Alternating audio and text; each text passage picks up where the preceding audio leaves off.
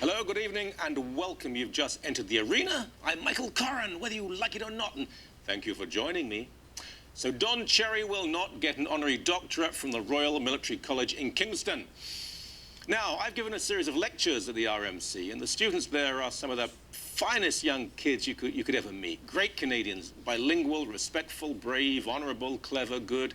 As for the staff, not so much. Let's say that they vary a great deal. Remember, the kids go on to do the fighting. The teachers are just, well, they're just teachers.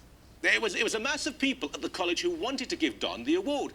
The majority of the faculty who voted against him. Now remember, if ever you're attacked by a jihadist madman or a Nazi stormtrooper, ask a bearded, sexually ambivalent, second-rate academic for help. Don Cherry did the right thing and the honourable thing here because he is an intensely honourable man. Look, I'm not a hockey fan. I'm not even a particular Don Cherry fan, but I do know him to be a profoundly good guy. I also know that I'm in a minority in Canada when it comes to hockey and Don, and that most people revere him and hockey, and they love him and they love hockey. He turned down the award because he didn't want to distract from the other recipients and make it all about himself. So different from the limp academics who wanted very much to make it all about themselves. They even accused Cherry, metaphorical drum roll please, of having said nasty things about the gay, lesbian, bisexual, transgendered, twin-spirited, split pea community. Yes, the worst crime in human history.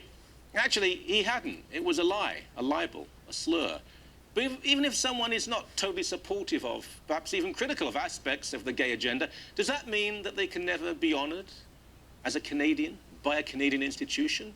One that they help, of course, to finance with their tax dollars?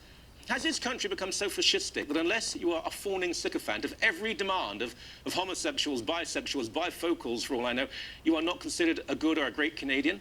I wonder if all of the soldiers who have given their lives for this country embrace all of the increasingly irrational and neurotic claims of, say, transsexuals.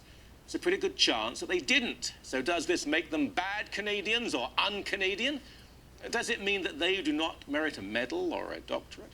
It appears that some think so. What we've allowed to develop in Canada is a dichotomy between the mass of people, the workers, the doers, the creators of wealth, and the takers, the elites, the alleged commentators, the chattering classes, the activists. To put it simply, between real, genuine Canada and artificial, contrived Canada.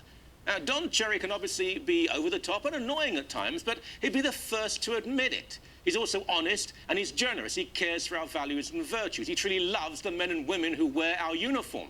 His critics are, in my experience at least, small-minded, controlling, contemptuous of working people, and especially soldiers, intolerant of other opinions, unhappy, and dumb. Now, that means that I'll never receive many honorary doctorates or an Order of Canada, but then I really wouldn't want either. I'd far rather spend time with the young people at the Royal Military College and with Don Cherry. There. Go and debate that, you bunch of, well, to quote the great Don, you bunch of pansies.